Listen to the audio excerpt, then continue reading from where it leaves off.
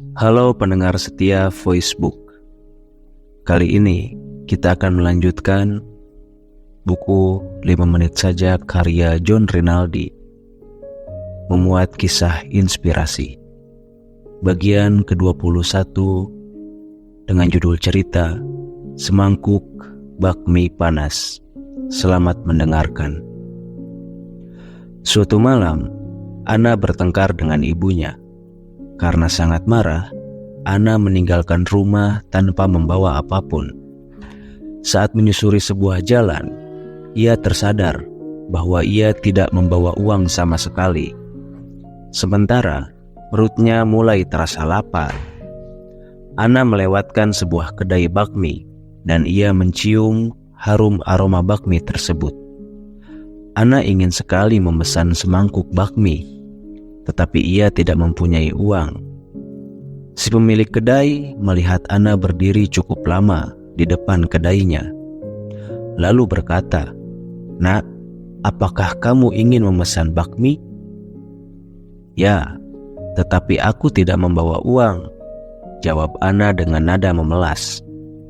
"Tidak apa-apa, aku akan memberimu cuma-cuma," jawab si pemilik kedai.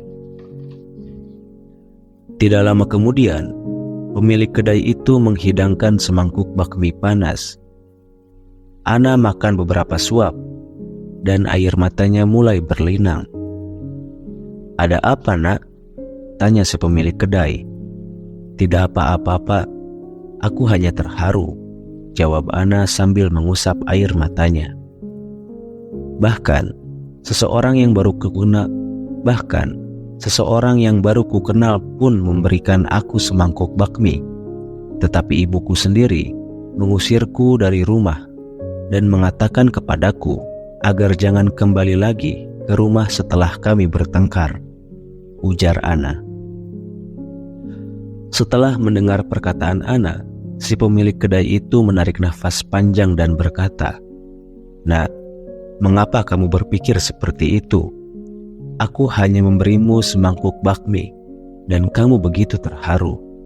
Sedangkan ibumu telah memasak bakmi dan nasi untukmu sejak kamu kecil hingga dewasa.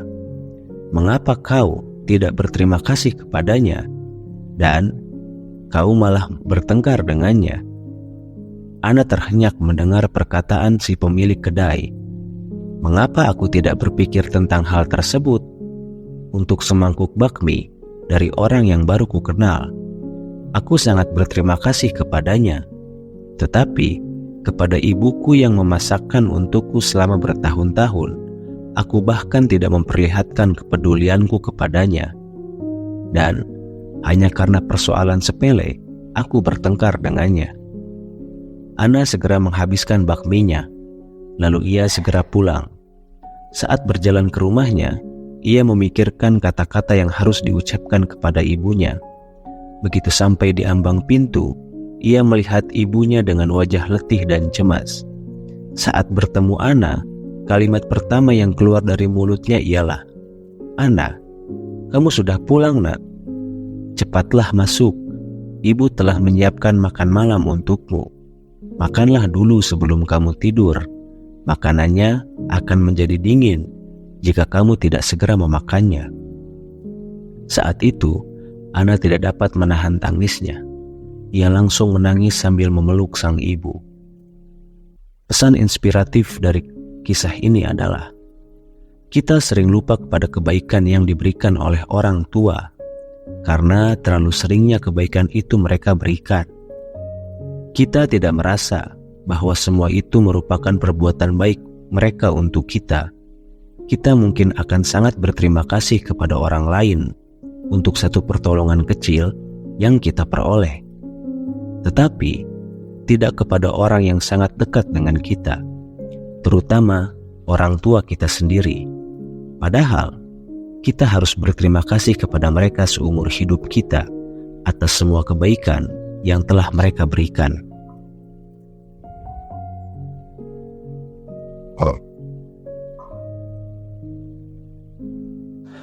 Bagian ke-22 dengan judul cerita Air Mata Mutiara. Suatu hari, seekor anak kerang di dasar laut mengadu kepada ibunya karena ada sebutir pasir tajam memasuki tubuhnya yang merah dan lembek. "Anakku," kata sang ibu sambil bercucuran air mata, "Tuhan tidak memberikan tangan kepada kita, sehingga ibu tak bisa menolongmu." Ibu si kerang itu terdiam sejenak, lalu berkata dengan nada sendu, "Aku tahu rasa sakit yang kamu rasakan.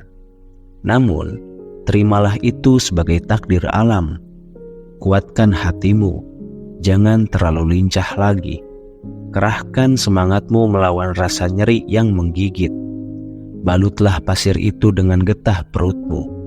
Hanya itu yang bisa kamu lakukan." Si anak kerang itu mengikuti nasihat ibunya, namun ia harus merasakan sakit yang sangat menyiksa. Terkadang di tengah kesakitannya, ia meragukan nasihat ibunya. Dengan air mata yang kerap bercucuran, ia bertahan bertahun-tahun lamanya. Suatu hari, keajaiban terjadi dalam dirinya. Tanpa ia sadari, sebutir mutiara terbentuk dalam dagingnya. Makin lama, makin halus, dan rasa sakit yang ia rasakan semakin berkurang.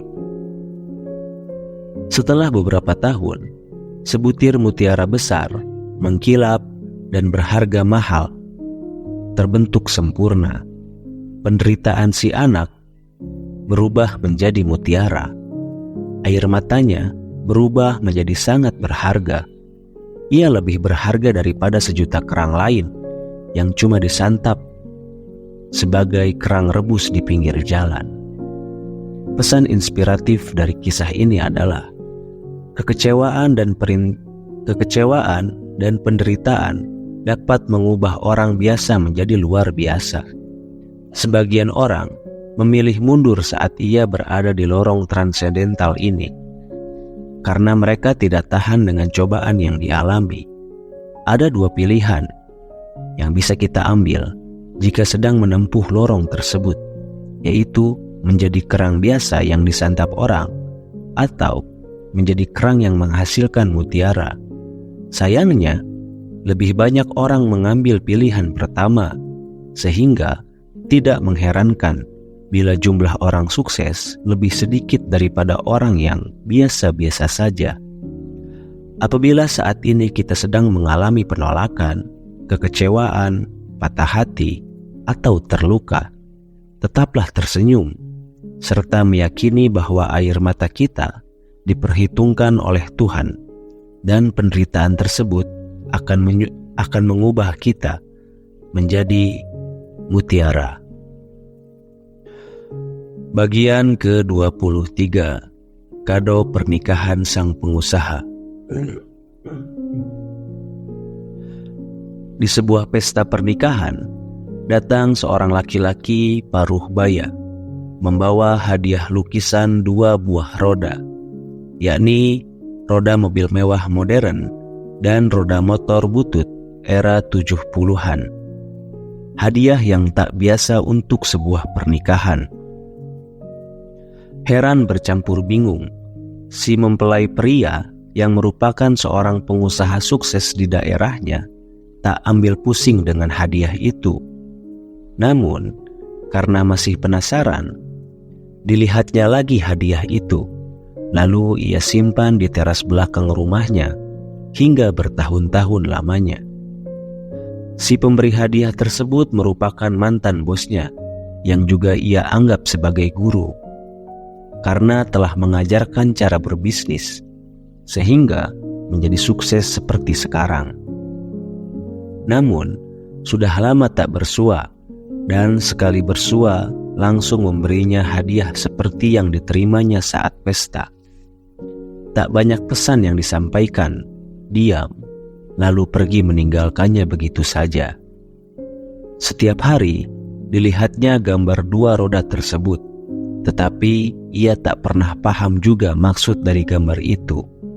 Hingga suatu hari, saat masalah datang menimpa dan membawanya ke ambang kesulitan, barulah ia memahaminya. Ia bergumam dalam hati, seraya menerka pesan tersirat yang membawanya kepada sebuah hikmah. Dua roda itu merupakan lambang hidup. Apapun bentuk roda tersebut, maka ia akan mengalami hal yang sama, berputar mengitari peliknya jalan kehidupan, kadang di atas, kadang pula di bawah. Tak peduli roda mewah ataupun roda butut, keduanya sama saja. Yang mewah akan menjadi butut, dan yang butut akan menjadi kenangan. Saat sedang di atas, jangan lupa dengan yang di bawah, dan jika di bawah, jangan selalu melihat ke atas, agar tidak membuatmu lupa diri dan tak bersyukur. Lihatlah roda itu, sekali waktu ia kuat dan gagah, tetapi sekali waktu hilang sifat gagahnya, karena tertembus paku jalanan. Sekarang, mungkin kamu berada di atas kesuksesan, seperti roda mobil yang mewah, selalu dihargai dan dipandang orang, terlebih dengan tampak kuat dan gagahnya dirimu dalam mengarungi kehidupan. Tetapi kelak, kamu akan rapuh dan hanya akan menjadi kenangan layaknya roda butut itu, bagai sampah dan terlupakan. Namun, kedua roda itu akan selalu berputar mengitari getirnya zaman. Tetaplah rendah hati dan bijaksana. Jauhi sifat sombong dan angkuh, karena hidupmu hanya sementara dan tak lebih dari sebuah roda yang selalu berputar. Pesan inspiratif dari kisah ini adalah, itulah kehidupan. Perputarannya akan selalu menempatkan seseorang pada posisi yang abadi, yang tidak abadi. Ada kalanya kita di atas, dan suatu saat bisa saja kita berada pada posisi yang paling bawah. Semuanya berubah dan berputar. Jika sekarang kita bergelimang kesuksesan, maka kita harus mempersiapkan diri menghadapi keadaan paling sulit yang mungkin terjadi. Sebaliknya, jika saat ini kita berada dalam kondisi serba sulit, yakinlah bahwa semuanya akan berubah. Tetap bersemangat dan terus berjuang. Bisa jadi pada perputaran berikutnya, waktu menempatkan kita di posisi atas.